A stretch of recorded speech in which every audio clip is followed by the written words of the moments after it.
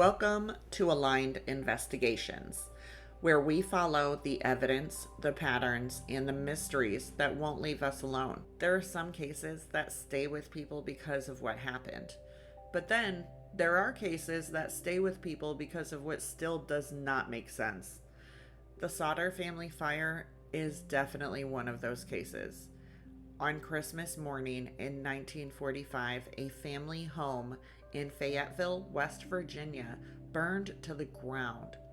At first, it looked like it was just a tragic house fire. But after the flames were gone, 5 children were missing. And according to the information surrounding this case, no physical trace of those 5 children was ever found in the ashes.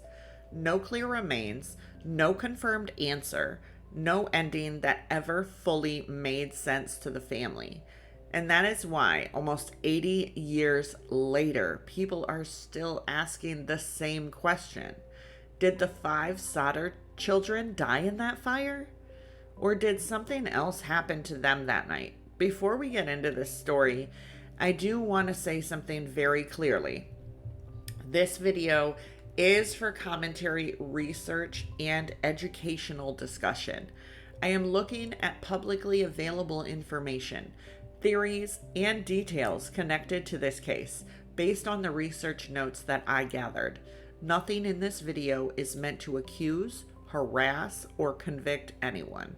My goal is simply to walk through the story carefully, separate what appears to be confirmed from what is still speculation, and look at why this case still raises so many questions. Because it's not just a mystery. This is a story about a family that lost 5 children.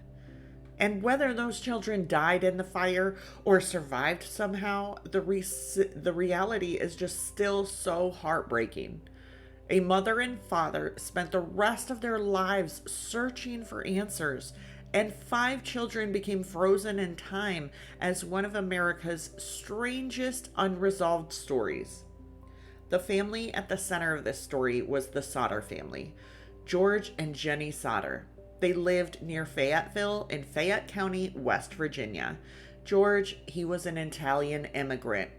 He was born Giorgio Sadu in Sardinia, Italy, and came to the United States as a teenager. Over time, he built a life in West Virginia, working his way up from labor to becoming an independent truck operator and eventually owning a small trucking business. Jennie Sodder, born Jennie Cipriani, was also an Italian immigrant. She was from Troia in southern Italy and became the center of a large, busy household. Together, George and Jennie had 10 children. At the time of the fire, 9 of those children were living at home. One older son was away in the military. The 5 children who disappeared that night were Maurice, age 14, Martha, age 12, Louis, age 9, Jennie, age 8, and Betty, age 5. I want to say their names because they were not just the missing 5. They were children, they were siblings, and they were part of a family. And whatever happened that night, they deserved to be remembered as real people. Before the fire, the Sodders were seen as a hardworking immigrant family. George ran his trucking business. Jennie managed the home and the children. They had built a stable life by local standards, but there was also tension around George. According to later accounts, George was strong-willed, outspoken, and very political. He was especially vocal about his hatred for Benito Mussolini and Italian fascism. And allegedly, this caused arguments with some Italian Americans in the area who supported or sympathized with Mussolini at the time. Now, keep in mind that it still does not prove anyone targeted George, but it does not prove the fire was connected to politics, and it does matter because later when the family started looking for possible motives, George's outspoken anti-Mussolini views became one of the details people came back to again and again. Now, let's walk through the timeline. Christmas Eve, 1945. The Sodder family was home near Fayetteville, West Virginia. It was a normal Christmas Eve night. The children were excited about the holiday. Some of them went to bed. Others were allowed to stay up later than usual, playing with gifts and finishing little tasks around the house, like turning off lights and closing the curtains. George and Jennie eventually went to bed. At that point, nothing obvious seemed wrong. But then around 12:30 in the morning, Jennie answered a strange phone call. A woman was on the line asking for someone Jennie did not know. In the background, Jennie reportedly heard laughter and clinking glasses, almost like the caller was at a party. Jennie told the woman she had the wrong number and she hung up.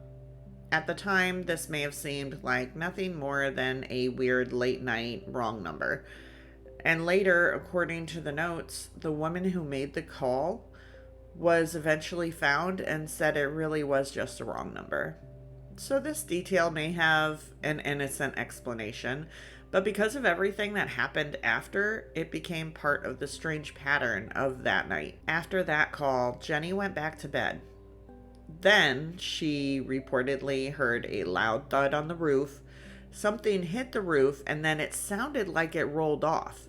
She did not get up to investigate, and honestly, in the middle of the night, most people might not have either. But after that fire, that sound became one of the most haunting details, because George later wondered if something had been thrown at the house.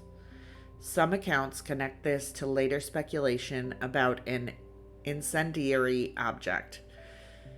But we have to be clear, there is no confirmed proof of what that sound was. What we can say is that Jennie remembered hearing something hit the roof before the fire, and that detail never stopped bothering the family. Sometime around 1 to 1:30 in the morning, Jennie woke again, but this time she smelled smoke. She saw flames near the fuse box or office area on the ground floor. Different accounts may emphasize slightly different starting points, but the general area described is the lower floor of the house. Jennie woke George and some of the children. The family quickly realized the staircase was blocked by smoke and flames. That meant that they could not reach the upstairs bedroom where the 5 younger children were believed to be sleeping. George, Jennie, and the 4 of the children escaped through lower floor exits, but outside, when they counted everyone, 5 children were missing. Maurice, Martha, Louis, Jennie, and Betty. The parents believed the children were trapped upstairs, and George immediately tried to save them. But the rescue attempts became another part of the mystery. Jennie tried to call the fire department, but the phone line was dead. One of the older children ran to a neighbor's house to call for help. Another neighbor also reportedly tried to reach the operator from a nearby tavern, but help did not come quickly. George tried to get back into the house, but the heat and the smoke forced him back. Then he tried to use his business trucks, because remember, he ran a trucking business, as ladders or water sources. But both trucks failed to start. According to the family, those trucks had worked recently. So to them, both trucks failing during the exact emergency moment felt suspicious. Could it have been a mechanical failure? Yes, mechanical failures, they do happen. But looking at all the evidence, both trucks, the ladder, and the phone line seemed very suspicious. The local fire department in Fayetteville was a small part-time operation. It's hard to imagine these days, but back then in 1945, this was pretty common. Instead of an immediate truck dispatch, a phone tree system had to gather volunteer firefighters. Accounts say the fire crew did not arrive until several hours later, with some reports placing the arrival at 7 a.m. And of course, by that time, the house was gone, It had burned down into ash and rubble. And when the ruins were searched, authorities reported that they found no identifiable human remains belonging to the missing 5 children. The official explanation was that the fire had been so intense that it cremated bodies completely. Death certificates were issued within days. The fire was ruled accidental, and the cause was blamed on faulty wiring. That was the official story. Faulty wiring, accidental fire. 5 children died inside, but the Sodder family did not accept that. The family's first major question was the missing remains, because according to the notes, no bones, no flesh, and no clear physical trace of the 5 children were found in the ashes. Jennie especially struggled with this. She could not understand how 5 bodies could burn so completely that nothing recognizable was left behind. She compared it to another newspaper account of a house fire that killed a family of 7 where skeletal remains were reportedly found. She also did her own informal experiments. She burned small piles of animal bones to see if they would disappear, and according to the notes, they did not. Jennie also contacted someone connected to a crematorium, who told her that human bones remain even after bodies are burned at very high temperatures for much longer than the Sodder house family fire lasted. The notes say that the house was destroyed in about 45 minutes. Modern cremation is a controlled process. It is much hotter, it lasts longer, and even then, bones do not just vanish, they remain as fragments. So this is one of the biggest reasons the case became legendary, because it does not prove the children survived, but it does make the official explanation feel incomplete to many people. The second major question is the phone line. Jennie tried to call for help and found the phone dead.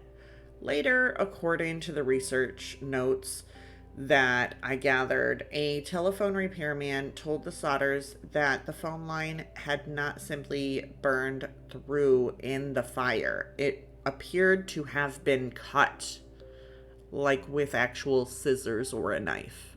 And the notes also mentioned a man who was seen stealing equipment from the property around the time of the fire.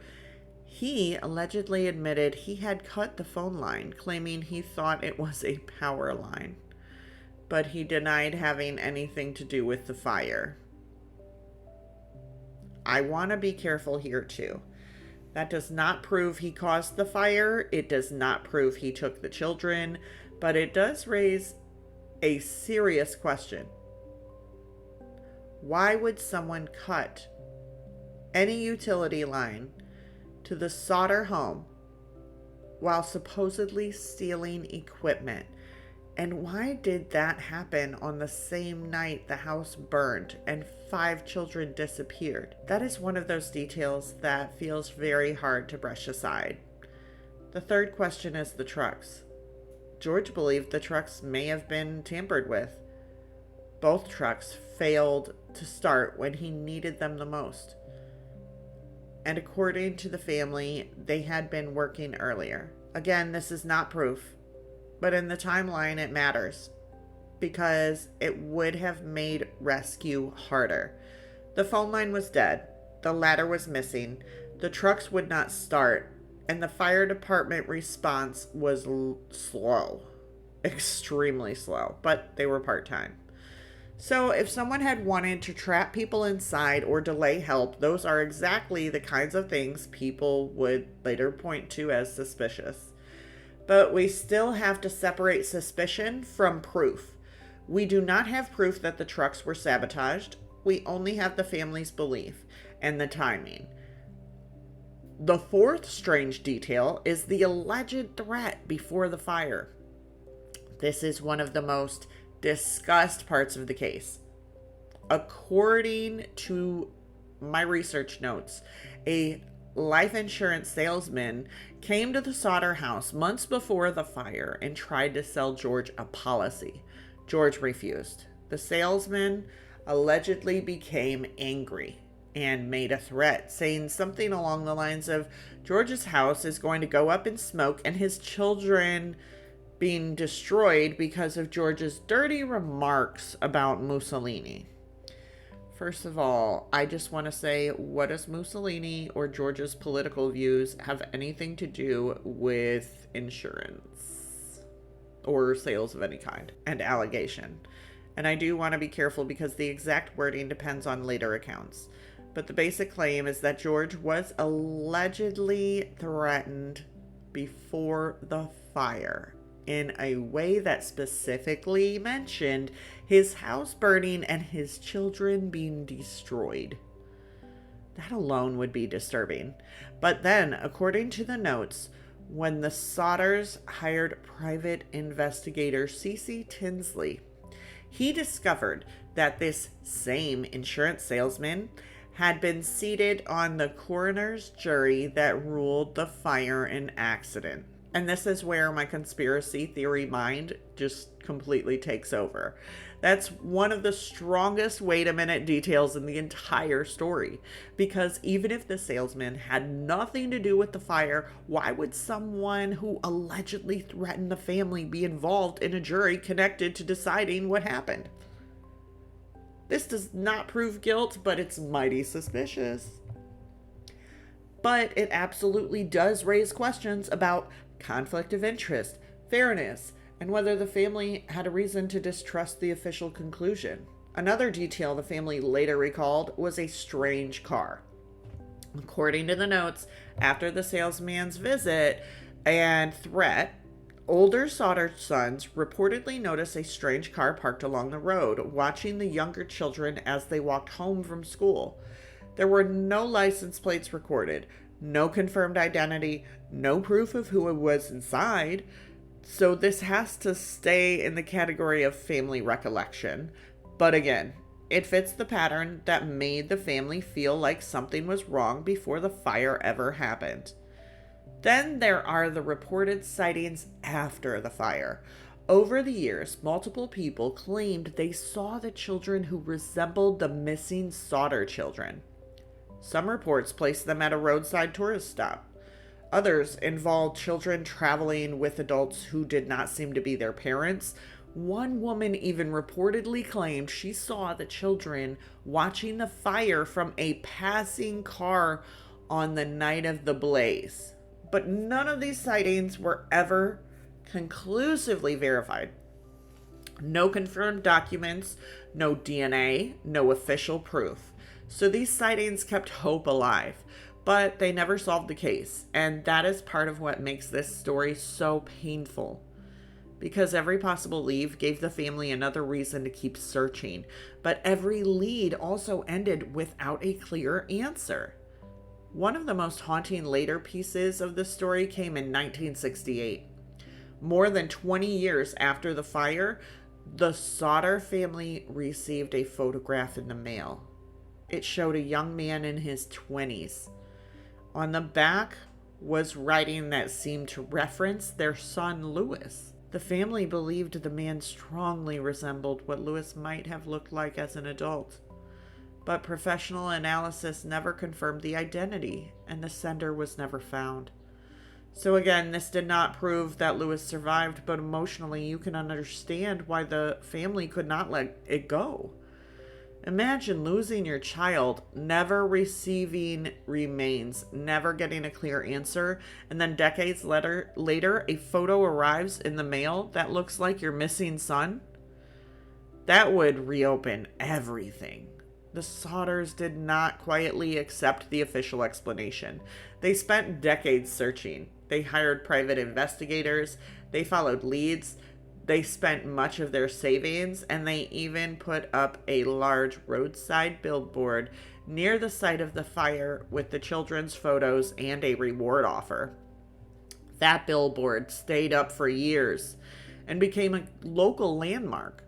To me, that billboard says something powerful. It says this family was not just curious, they were desperate. They were grieving. They felt like the official answer had failed them. There is something strange about part of the aftermath that stands out to me. according to the notes from my research, there were later rumors that a fire official had found a heart in the ashes. This part makes me absolutely nauseous. So the fire official placed the heart from the ashes into a metal box and buried it. When George and investigator C.C. Tinsley confronted him, the box was dug up. But then a funeral director examined the contents, and it was not a heart from the fire. It was beef liver that had never been exposed to flame. Insane. That's just insane to me that you would do that to them. According to the notes, the official letter admitted he had placed it there hoping the Sodders would find it and be satisfied that the children really died in the fire. So we're still trying to convince them that their children died in a fire, but it didn't burn long enough or hot enough to be an actual controlled cremation. Okay. That is extremely disturbing to me, because even if the intention was to give closure, it was not real closure, it was fake closure. And when a grieving family already feels like the truth is being hidden, something like that would only make them trust the official story even less. And then, in 1949, George arranged for a new search of the house site. A Washington, D.C. pathologist supervised the search. Artifacts were found, including a dictionary belonging to the children and some coins. Small bone fragments were also found and determined to be human vertebrae. But according to the research, the bones were estimated to belong to someone between 16 and 22 years old. That was older than the missing children, because the oldest missing child, Maurice, was 14. The notes also say the bone showed no sign of exposure to flame. Later, it was supposedly suggested that the bone fragments had come from a nearby cemetery, but how they ended up at the fire site was not clearly explained. I mean, could it have just been something to where, like the heart, where we're planting evidence to shut the family up so they can find something? I mean, I'm sure if the salesman was also in the coroner's jury, I'm sure it's absolutely possible to imagine that they knew that somebody involved in this cover-up knew that they were going to open up a new investigation and check the site and wanted to make sure there was something to find. So even the later bone discovery did not solve the case. If anything, it did add another layer of confusion. The case eventually gained national attention. The West Virginia legislature held hearings in 1950. After that, the governor and state police superintendent reportedly told the Sodders the case was hopeless and closed it at the state level. So even the later bone discovery did not solve the case. If anything, it added another layer of confusion. The case eventually gained national attention. The West Virginia legislature held hearings in 1950. After that, the governor and state police superintendent reportedly told the Sodders the case was hopeless and closed it at the state level. That had to be devastating for them. The FBI considered the possibility of interstate kidnapping, followed leads for a period of time, and then dropped the case after those leads went nowhere. And that is part of why the Sodder case remains so frustrating. There were investigations, there were leads, there were suspicions, but there was never a final answer that fully explained everything. So now let's talk about the main theories. And I want to separate these clearly. A theory is not a fact. A theory is an attempt to explain the facts we do have. And in this case, there are several theories, but none of them have ever been proven. So let's go through it. The first theory is the official explanation. The children died in the fire, and the fire was caused by faulty wiring. The reason people believe this is because that was the official ruling. The house burned quickly. The staircase was blocked. The children were believed to be upstairs, and the fire was intense. The problem with this theory is the lack of clear remains, the cut phone line, the missing ladder, the trucks failing, the alleged threat, and the family's belief that the wiring had recently been inspected. What we still do not know is whether the fire scene was searched carefully enough to say for certain that the children died inside. And because the site was quickly filled in with dirt, the chance for a deeper forensic examination was lost. Now, the thing is the second theory is that the children were kidnapped by someone with a grudge against George. The reason people believe this is because George allegedly had enemies. He was outspoken. He had political tensions in the community. There was the alleged insurance salesman threat. There was the strange car watching the children. There was a cut phone line. There were multiple signs that rescue or communication have been made harder that night.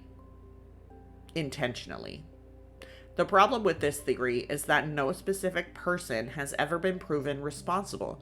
There was no confirmed ransom note, no confession, no verified witness account showing the children had been removed, and no official evidence that confirms a kidnapping happened.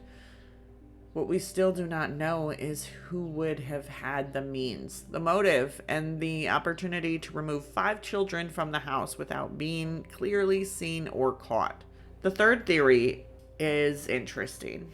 It's that organized crime or mafia-style retaliation was involved.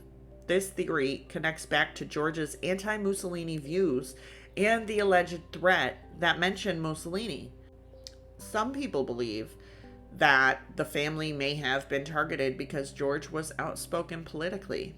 The reason people believe this is because of the political tension, the threatening language allegedly used before the fire, and the idea that a coordinated act would explain the phone line, the trucks, the ladder, and the missing children. The problem with this theory is that there is no direct proof tying any specific organized crime group to the fire. No verified mafia records, no confirmed order, no ransom demand, no proven connection. So this theory is possible in the sense that people have discussed it, but it remains very speculative. And this is where we have to be careful not to turn suspicion into certainty. There were very interesting mafia and mob presence in those days in West Virginia, in that area. And so that's definitely, it's plausible, but not proven. The fourth theory is that the children were kidnapped and placed somewhere else, possibly through informal adoption, hidden families, or some kind of child trafficking network. This theory is especially emotional because it gives the possibility that at least some of the children survived. The reason people believe this is because of the lack of remains, the alleged sightings, and the 1968 photograph that the family believed resembled Lewis. There is also the broader context that adoptions in the 1940s were often more secretive and poorly regulated than they are today. But the problem with this theory is important. According to the research that I did, there is no clear documentation connecting the Sodder children to any specific adoption agency. There is no proof that a West Virginia adoption agency was involved.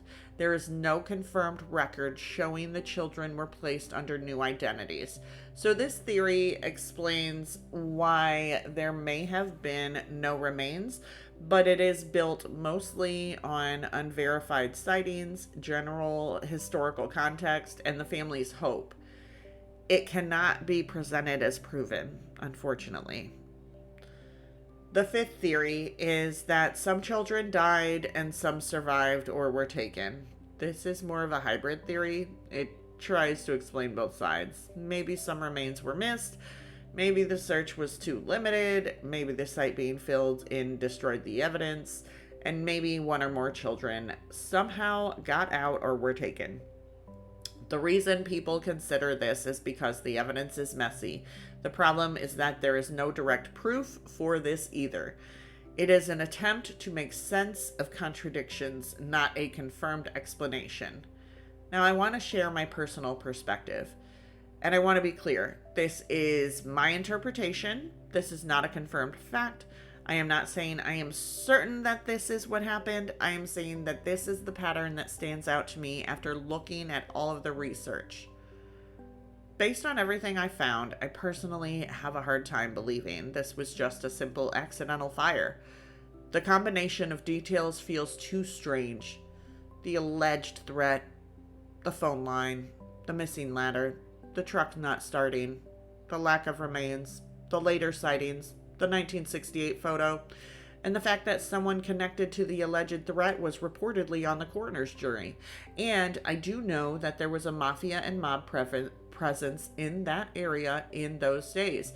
And also, not to mention the lack of oversight regarding adoption agencies. Back then, adoption fraud was big time. Children would get stolen from their family and sold to parents looking to adopt children. And so it is, to me, very plausible that it could be a hybrid theory almost, but not the way we think. So I'm thinking, what if the mafia was involved? Which is the connection of the salesman. He was probably in it, which is why he was able to be a part of that jury. And I mean, this sounds planned. It sounds orchestrated to me. There are too many things that were messed with that night. The fact that somebody connected to the alleged threat was reportedly on the coroner's jury is like the biggest thing to me. Like, that's the biggest red flag. That's the biggest.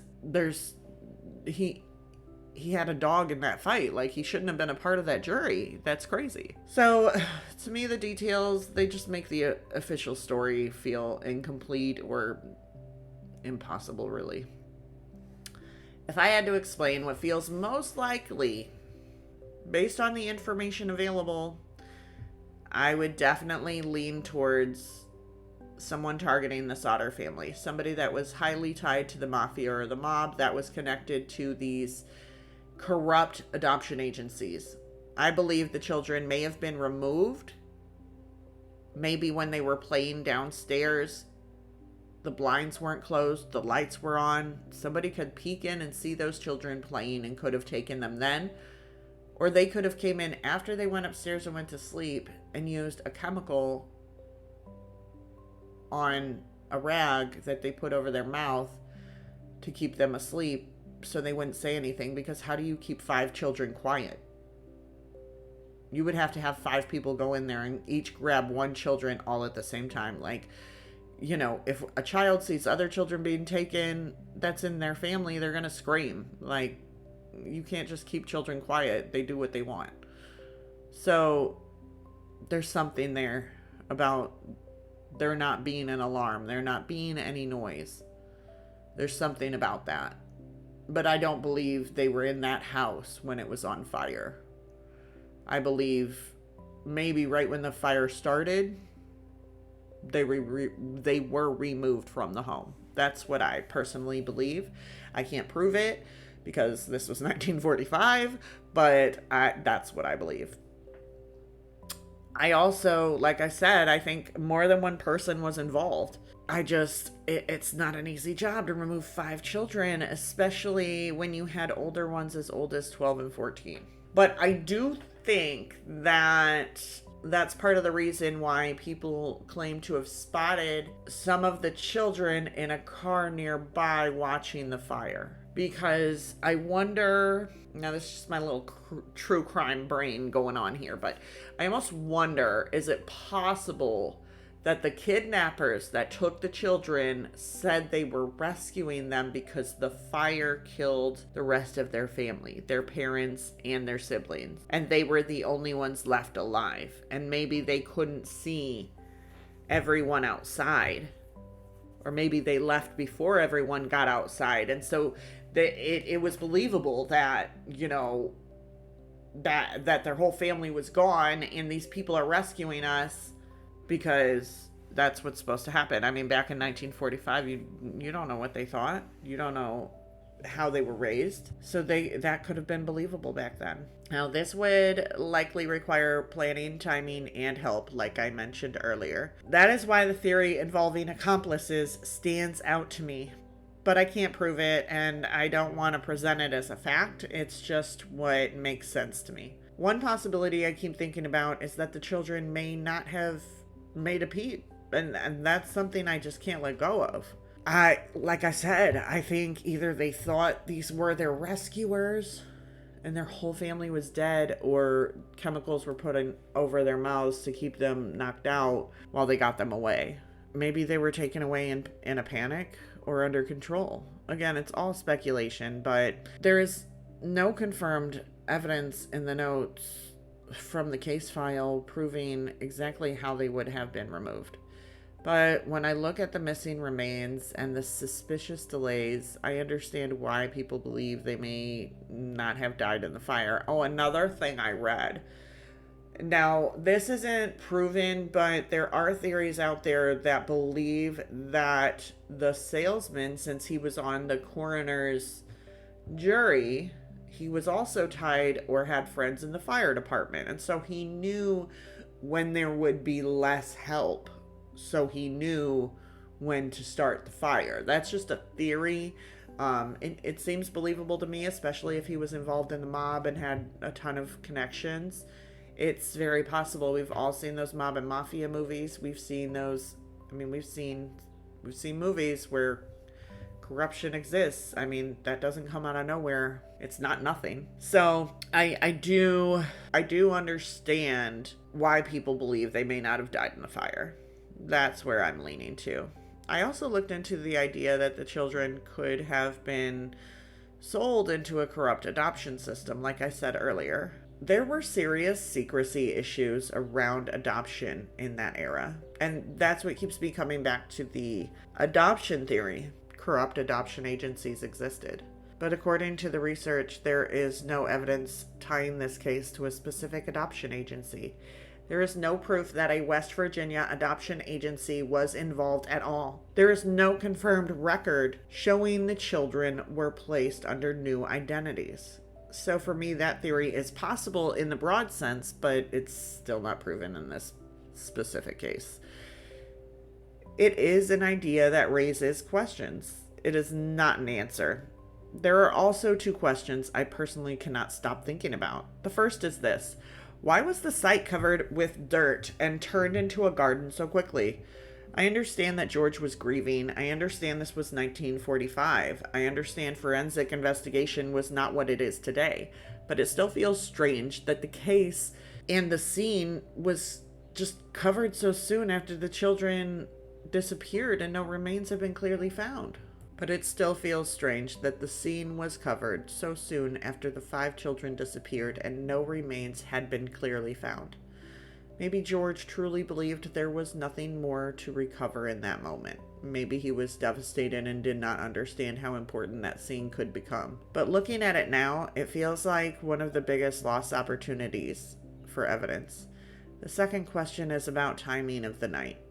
Jennie heard the phone call. Then she heard the roof noise. Then she woke to smoke. And I keep wondering what was happening in the house during that window of time. Where exactly was everyone? Were the children still awake? Had they gone upstairs? Did anyone outside know the layout of the house? There are so many details that the articles and the case summaries do not fully answer.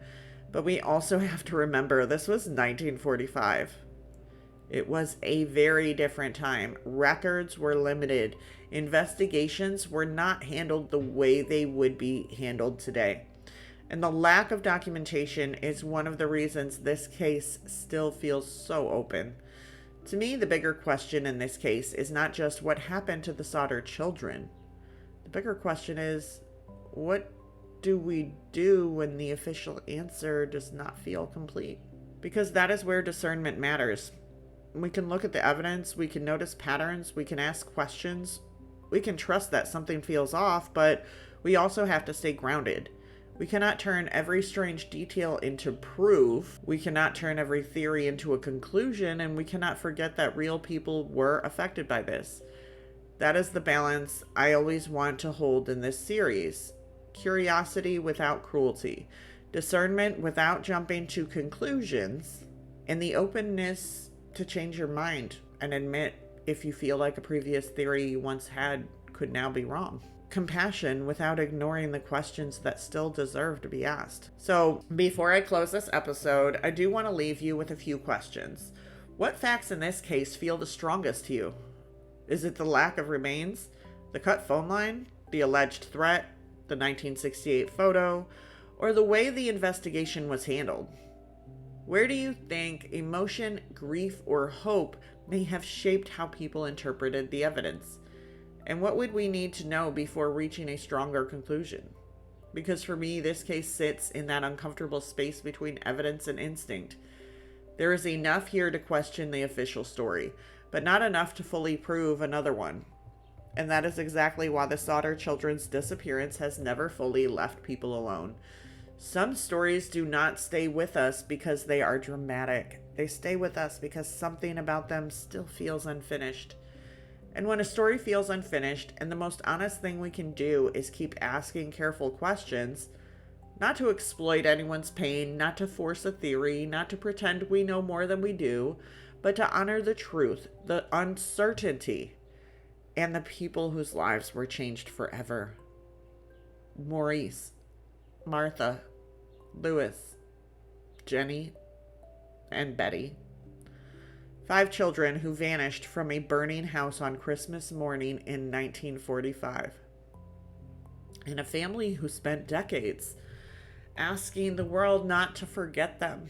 I want to know what you think. Do you believe the children died in the fire? Do you believe they were taken? Or do you think the truth is somewhere in the middle? Please leave your thoughts in the comments below. This is still a real family's tragedy. And even when we are exploring theories, compassion has to always come first. So if you like deeper investigations, please like, share, and subscribe for more aligned investigations like this one.